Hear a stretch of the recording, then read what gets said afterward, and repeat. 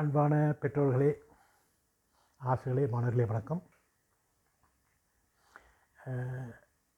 இன்றும் மாணவர்களை பற்றிய ஒரு குறிப்பு.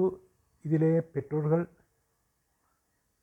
ஆசிரியர்கள், நண்பர்கள் எல்லோருமே பங்கு இருக்கிறது.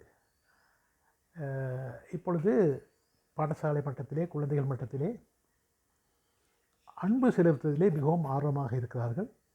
இந்த நெறிபிறந்த அன்பினாலே பல துன்பங்கள் நடைபெறுகிறதை நாங்கள் பார்க்கிறோம். பொதுவாக காதல் வாய்ப்படுதல் என்று நாங்கள் சொல்கிறோம். இதன் அடிப்படை என்ன என்று நாங்கள் பார்க்க வேண்டும். பொதுவாக மனிதர்கள் ஆரோக்கிய படைத்தவர்கள், சிந்தனை உள்ளவர்கள், அன்புக்கு இயங்குபவர்கள் என்று சொல்கிறோம் நாங்கள். ஆகவே குழந்தை பிறந்ததும் தாயின் அன்பை எதிர்பார்க்கிறது, தந்தையின் அன்பை எதிர்பார்க்கிறது, சகோதரின் அன்பை எதிர்பார்க்கிறது, சமூகத்தின் அன்பை எதிர்பார்க்கிறது, பாடசாலை சூழலில் அன்பை எதிர்பார்க்கிறது. இந்த அன்பு கிடைக்கின்ற பொழுது அது மிகவும் ஆரோக்கியமாக, மகிழ்ச்சியாக வாழ்கின்றது. குடும்பத்திலே அந்த குழந்தைக்கு அன்பு கிடைக்காத பொழுது, சமூக சூழலிலே அன்பு கிடைக்காத பொழுது, அந்த பிள்ளை அன்புக்காக ஏங்கி அந்த அன்புக்காக எங்கெங்கு செல்ல முடியுமோ அங்கெல்லாம் அந்த பிள்ளை செல்கின்றது. மனதிலே இருக்கின்ற ஆசைகள், அதன் வெளிப்பாடுகள் சொல்ல முடியாத தடுமாறுகிறது. ஆகவே சமூகத்திலே இங்கே காட்டப்படுகின்ற அன்புக்காக அது தன்னை அர்ப்பணிக்கின்றது.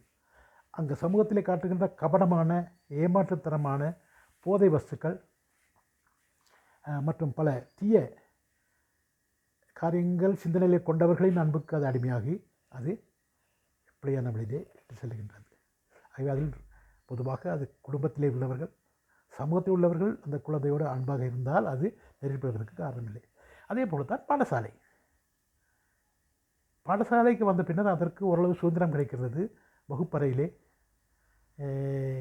விளையாட்டு மைதானங்களிலே மற்றும் பிரயாணம் செய்கின்ற பொழுது பல உறவுகளை சந்திக்கிறது. ஆகவே வீட்டிலே கிடைக்காத அன்பை அங்கே அது தேடுவதற்கு ஆயத்தமாகிறது. பாடசாலையிலும் இதே நிலை ஏற்படுகின்றது. ஆகவே இந்த பாடசாலைக்கு வருகின்ற பிள்ளைகள் கூடுதலாக அன்பை ஆசிரியரிடத்திலே இருந்து,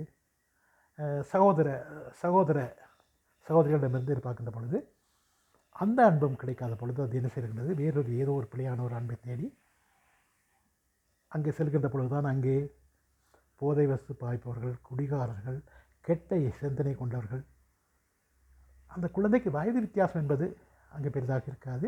தன்னை நேசிக்கிறவர்களை நேசிக்கின்ற ஒரு நிலைக்கு அந்த குழந்தை தள்ளப்படுகிறது. ஆகவே தான் பாடசாலையிலே தான் இந்த குழந்தைகளோடு அளவலாகின்ற நெறிப்பிட தன்மை நிறைய காணப்படுகின்றது. ஒரு ஆண் பிள்ளையோ பெண் பிள்ளையோ தனது சகோதர உறவுக்கு கடிதம் எழுதிவிட்டால், காதல் வயப்பட்டு விட்டதாக கருதி ஏதாவது பரிமாறிக்கொண்டால் அந்த விடயத்தை ஏதோ கொலை குற்றமாக எதிர்பார்த்து, பெரிய செய்யக்கூடாத குற்றத்தை எதிர்பார்த்ததாக நான் கருதி அந்த பிள்ளைக்கு தண்டனை கொடுக்க முயல்வது மிகவும் ஏற்றுக்கொள்ள முடியாது. அது வழிகாட்டுபவர்களுக்கு பொருத்தமான செயல். அந்த நெறி பிறந்த குழந்தைக்கு என்ன தேவைப்படுகிறது, ஏன் அங்கே அந்த குழந்தைக்கு அன்பு கிடைக்கவில்லை என்பதை அறிந்து அதற்கான வழிகாட்டுகள், அதற்கான அன்புமயமான செயற்பாடுகள் நடத்துவதன் மூலமாக அந்த குழந்தையை நாங்கள் நேரிய வழியிலே கொண்டு செல்லலாம்.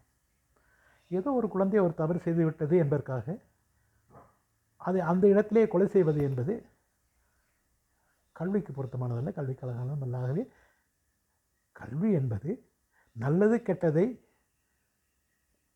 தெரிந்து நடப்பதற்கு சொல்லிக் கொடுத்து, நல்லதை ஏற்றுக்கொண்டு கெட்டதை தவிர்த்து நடப்பதற்கான வழிகாட்டல் தான் என்பது நாங்கள் பார்க்கிறோம். ஆகவே குழந்தைகள் விடத்திலே மிகவும் கவனமாக இருக்க வேண்டும்.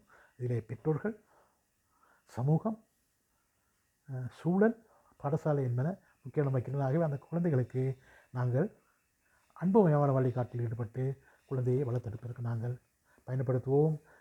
அடுத்த ஒரு பதிவிலே நான் எவ்வாறு என்னென்ன வகையிலே அவற்றை நாங்கள் ஏற்படுத்தலாம் என்பதை கூறுகிறேன். நன்றி, வணக்கம்.